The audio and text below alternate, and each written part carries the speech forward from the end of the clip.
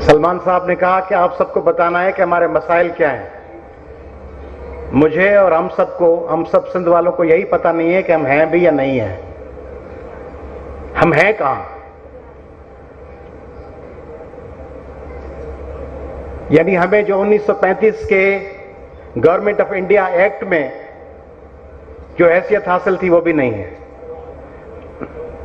ہم وہ ہیں جو نہ مارشل ریس ہیں جو سیکنڈ ورلڈ وار میں انگریزوں کی افواج کا حصہ بن سکتے اور ہمیں کوئی حیثیت ملتی. ہم نہ پہاڑوں پہ ہتھیار لے کے چڑھنے والے، تورا بورا کے پہاڑوں پہ ہتھیار لے کے چڑھنے والے اور ریزسٹنٹ موومنٹ کے لوگ ہیں جن سے لوگ خوف کھائیں اور ان سے باتیں کریں. ہم نہ وہ وائلنٹ لوگ ہیں جو کراچی کے رستوں کو بند کر دیں تاکہ نیٹو کے کنٹینر نہ گزر سکے اور ہم سے بات چیت ہو. ہم وہ انتہا پسند بھی نہیں ہیں جو اسلام آباد میں مارچ کر کے دھرنا دے کے بیٹھ جائیں اور پھر ہم سے ریاست اور حکومت باتیں کرے. ہم آدھا تیتر آدھا بٹیر قسم کے لوگ، پرامن لوگ جن کے پاس ہتھیار اٹھانے کی، جن کی تربیت اور تاریخ نہیں ہے، جو انتہا پسندی کے راستے پہ نہیں ہے، جو آپ کو محمد علی جناح دے سکتے ہیں.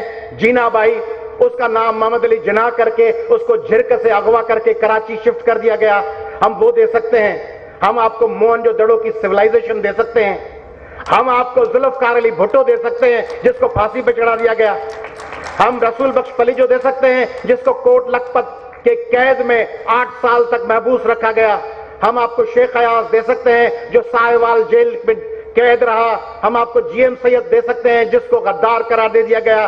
حیدر بخش جتوئی دے سکتے ہیں. ہم آپ کو بے نظیر بھٹو دے سکتے ہیں جس کو راول پنڈی کے راستوں پر قتل کر دیا گیا.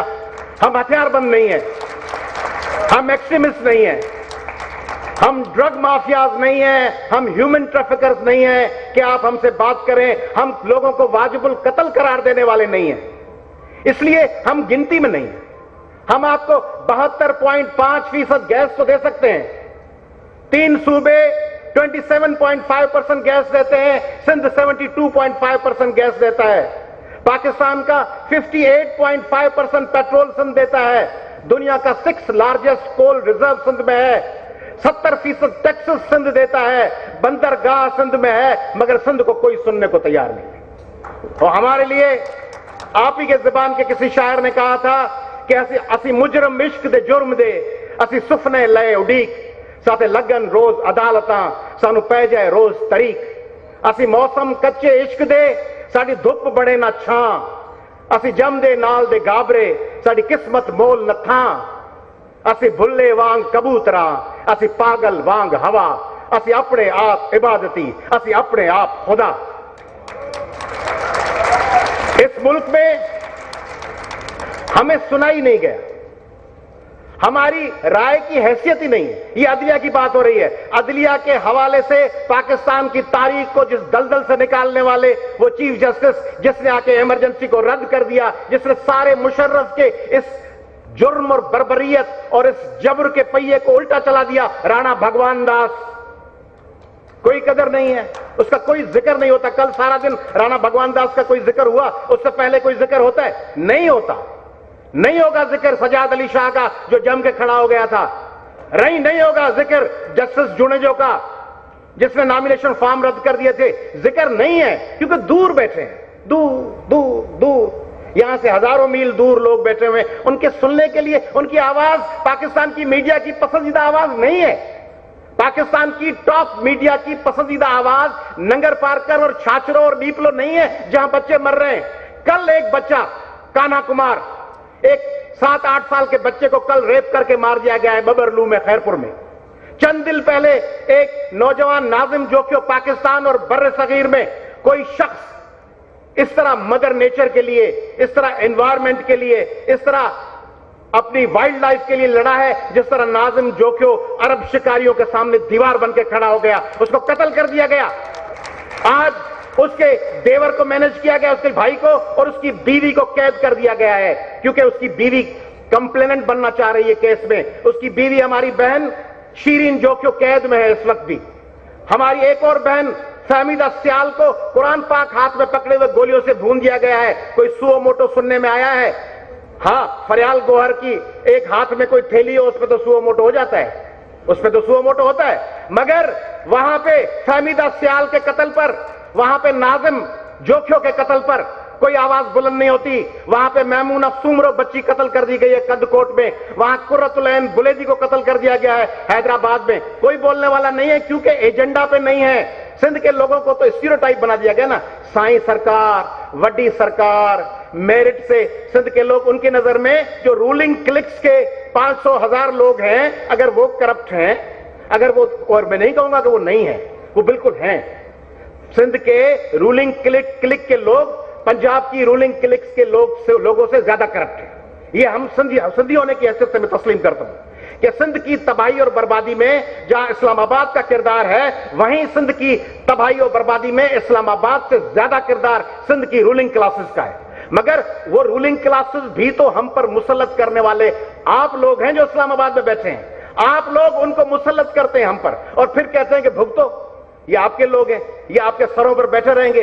उनको कभी आप अपनी बी टीम बना लेते हैं, कभी उनको आर्जी तौर पर अपना मुखालिफ बना के उनको हीरो बना देते हैं, फिर वो हीरो बनते हैं, फिर हीरो बनकर फिर वो अगले 5 साल सिंध को तबाह करने के लिए मैदान में उतरते हैं। सिंध में आपको पता है, सिंध की 18 अजला के लिए सिंध हाईकोर्ट ने कहा है कि वहां गटर मिला हुआ पानी लोगों को पिलाया जा रहा है। गटर, खराब पानी नहीं, पोल्यूटेड पानी नहीं, गटरों का मिला हुआ, गटर की लाइन और पानी की लाइन मिली हुई है 18 अजला में। सिंध हाईकोर्ट कहती है, मैं नहीं कहता। सिंध जहां पे इस वक्त फॉरेस्ट काटे जा चुके हैं, रिवराइन की कच्चे की एरियाज वडेरों और जागीरदारों के पास हैं, और इस्लामाबाद से आकर आप हमारे देहातों की लाखों एकड़ जमीनें कराची में बिल्डर माफिया के हवाले कर देते हैं। और बिल्डर माफिया में कौन बैठे हुए हैं? उनके पार्टनर सिंध के हुकूमत के लोग, उनके एक्स ऑफिसर, एक्स मिलिट्री के कर्नल्स और ब्रिगेडियर्स, बहरिया टाउन की एडमिनिस्ट्रेशन सारी वो है, वो लोग बैठे हुए हैं। उन्होंने सिंध के देहातों को मिसमार कर दिया। सिंध के जजायर जो सिंध की टेरिटोरी है, पाकिस्तान की आईन के मुताबिक जो पाकिस्तान के पानी है, उनका पहला वाला हिस्सा इंटरनेशनल वाटर से पहले वो सिंध के प्रोविंस की मिल्कियत है, उसमें कहते हैं जजायर बनाएंगे। सिंध की जमीनें ले ली, सिंध के वसाइल ले लिए सिंध का, और सबसे ज्यादा लोड शेडिंग गैस की सिंध में, सबसे ज्यादा बिजली की लोड शेडिंग सिंध में। उनको आपने ये डिक्लेयर कर दिया है कि भाई ये मफ्तूआ इलाका है, और ये पट्टे पे दे दिया है। अकबर बादशाह ने पट्टे पे फला खान खानान को दे दिया, अब्दुर्रहीम खान खानान को, बीरबल को पट्टे पे। पहले जो नवाज शरीफ साहब की हुकूमत बैठी थी, हमारे साईं बैठे हुए हैं, परवेज साहब बैठे हुए हैं, पहले नवाज शरीफ साहब की हुकूमत में भी कहा था कि भाई जरदारी साहब के मामलात में मुदाखलत नहीं करना, आप जाने, आपका काम जाने। अब भी पीटीआई की हुकूमत ने कह दिया है हम बयान शयान जारी करेंगे, क्योंकि पीटीआई खुद पाकिस्तान के लोगों को तबाह करने में फोर फ्रंट पे है। महंगाई, जुल्म, जबर, दवाइयां, आटा, गंदम, सब चीजें। तब अब कहते हैं कि इनके साथ मजीद कन्फ्रंट नहीं करना। नवाज शरीफ और पीटीआई की लड़ाई में सिंध को एक दफा फिर बी टीम बनाकर साइड पर रख दिया गया है, क्योंकि उनको यूज करना है, और नतीजा हम सिंध के लोग भुगत रहे हैं। कास्ट हमको पे करनी पड़ रही है, हम तबाह बर्बाद हो चुके हैं। मैं आपके पास शिकायत लेके आया हूं, अभी ये मुख्तसर का कहा जा रहा है, दूसरा राउंड है। मैं आपको बता रहा हूं कि इसी तरह ट्रीट किया गया था दूसरे लोगों को, कहा गया था 4 फुट के लोग हैं, 5 फुट के लोग हैं, मछली खाते हैं, जाहिल हैं, पागल हैं, ये क्या करेंगे।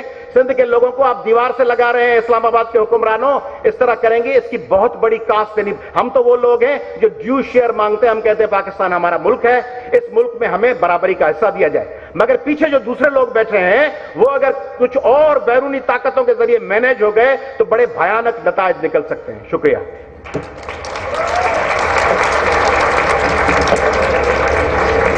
अब मैं दावत देता हूं उस आवाज को जो हमें यहाँ पंजाब में बहुत दूर से सुनाई देती है, और हमें कहा जाता है इसको मत सुनना। किसी तारुफ के मोहताज नहीं जनाब मंजूर पश्तीन साहब।